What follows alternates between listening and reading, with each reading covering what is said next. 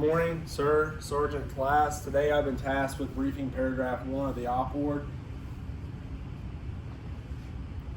All right, our task and organization. We are 1st Squad, 1st Platoon, Charger Company, 1-5 Infantry, tasked to destroy Objective Phantom, to deny enemy influence on battalion through indirect fire.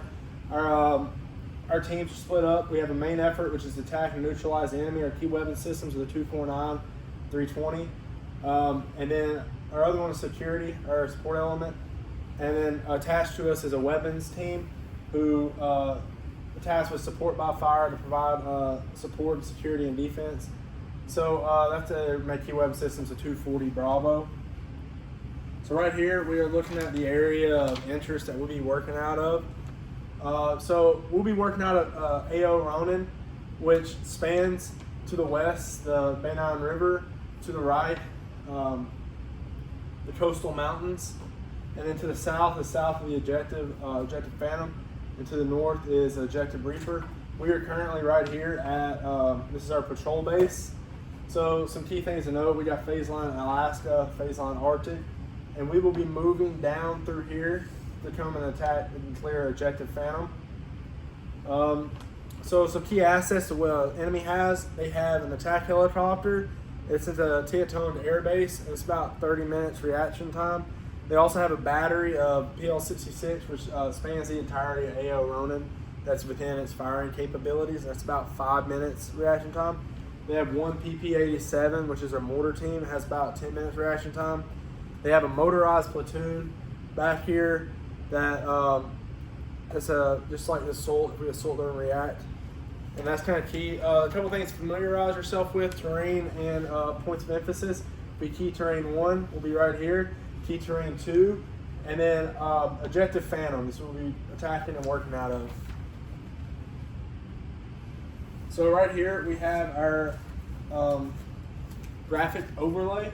So some key emphasis right here is enemy controls this whole route, working and spanning all the way down here.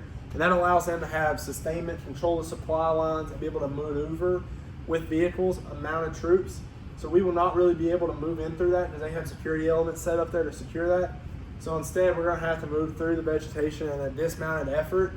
So the things to take note of is that the terrain is very steep. There's a lot of mountains, hills. It's very vegetated, which things are going to suck. We will not be able to use the roads or handrail the roads because the enemy controls them. So it's going to be tired. We're going to have to dismount and work through the vegetation.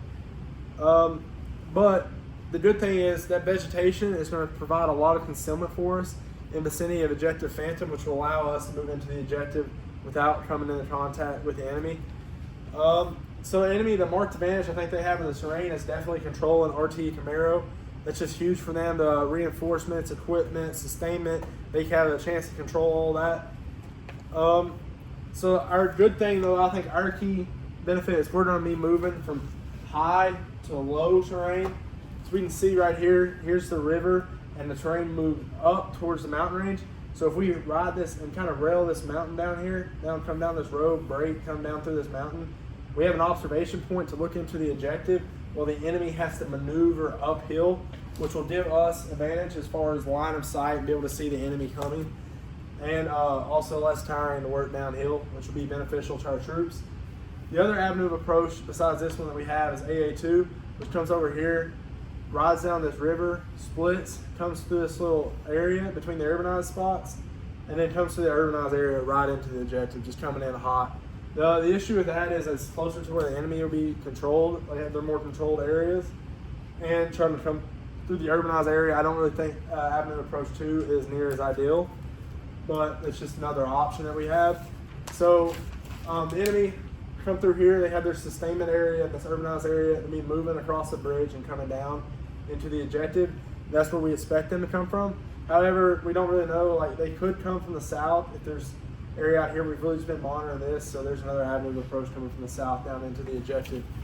So some key points of emphasis about the weather is that the illumination is 23.6% with our that's a high, and the low is 0.9%, which basically means that our nods and BGs will not be very practical because there's not be enough lighting outside to use them. This is for both us and the enemy.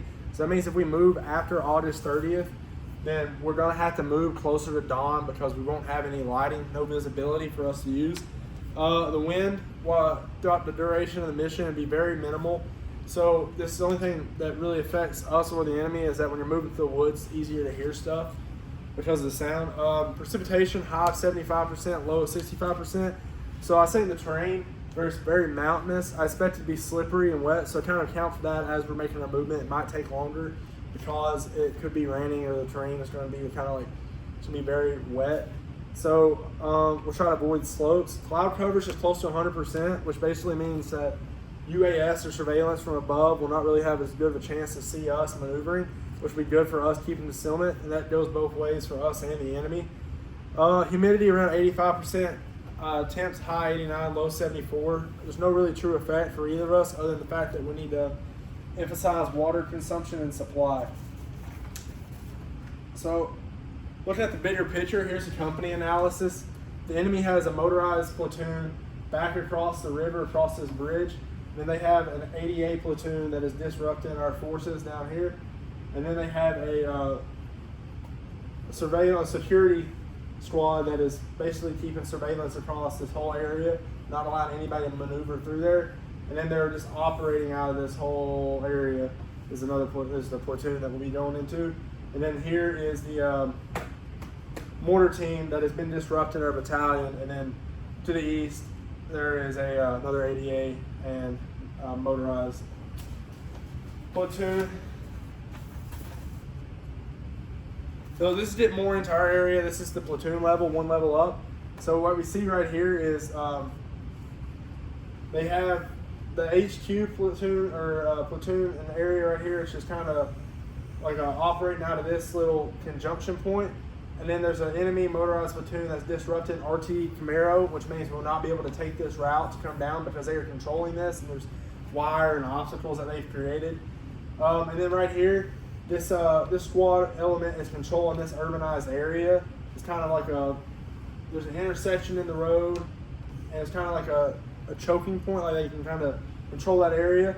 And then coming up here, this gives them access to this mortar team that is disrupting our battalion by firing over.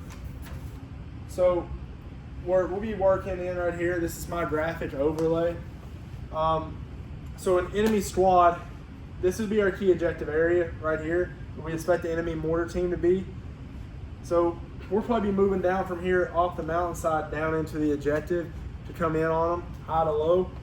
But down the hill into the city, or the urbanized area, the enemy squad is split up into three elements. They have an HQ team, a anti-tank team, and a machine gun team. So the machine gun team's got elements. It's got a machine gun right here set up, shooting 1,000 meters down over, see if anything's coming into the city, controlling that. And they have a sniper controlling anything working back into the city, controlling that point. And then on the other HQ, they have a CSK 141, which is a motorized vehicle that allows them to maneuver, and it has a gun mounted onto it that has an M2 equivalent for us that allows them to shoot 1,600 meters. So I suspect that'll be put up somewhere on the hill onto this road. So they either have access to come out here, or they can come back down into the city, and it gives them a vantage point where they can fire down on. And then the anti-tank team, they have a QBZ-95, shoots 300 meters. It's an anti-armor weapon, explosive, and I expect that to be set up to control anything coming down into that city. And then right here, you got the PP-87, which is this is what they're using to disrupt battalion DO. Right here, you see disrupting. This is a mortar team that shoots 5,600 kilometers. So key things, enemy has recon elements set up above to alert them of us coming down. So that is going to be a key thing that could, if we get alerted, a lot of this could come over here to try to adjust off that if they are alerted. The CSK squad has control over the roads. Enemy forces, they do control the roads, which gives them a lot of sustainment, reinforcements. They can bring in a lot of people, and that's something we got to think about too, is that if we get into a big firefight, because we had to move through such vegetation, we won't be able to rely on anybody else coming in to help us out. Their fires, their mortars are disrupting our battalions. So that's a huge strength. And then, like I said, they control the AO and the roads. But the one thing is their enemy, like I said, they're very dispersed. So if this is just a team element over here and we can get down on them and keep them separated up a mountain, we'll have a very high chance of success. So the mortar team is trying to disrupt their forces. The machine gun team provides security on the roads. Anti-tank team provide control of anybody coming into the city. And enemy HQ control local village and kind of work as like they can see over top of us more.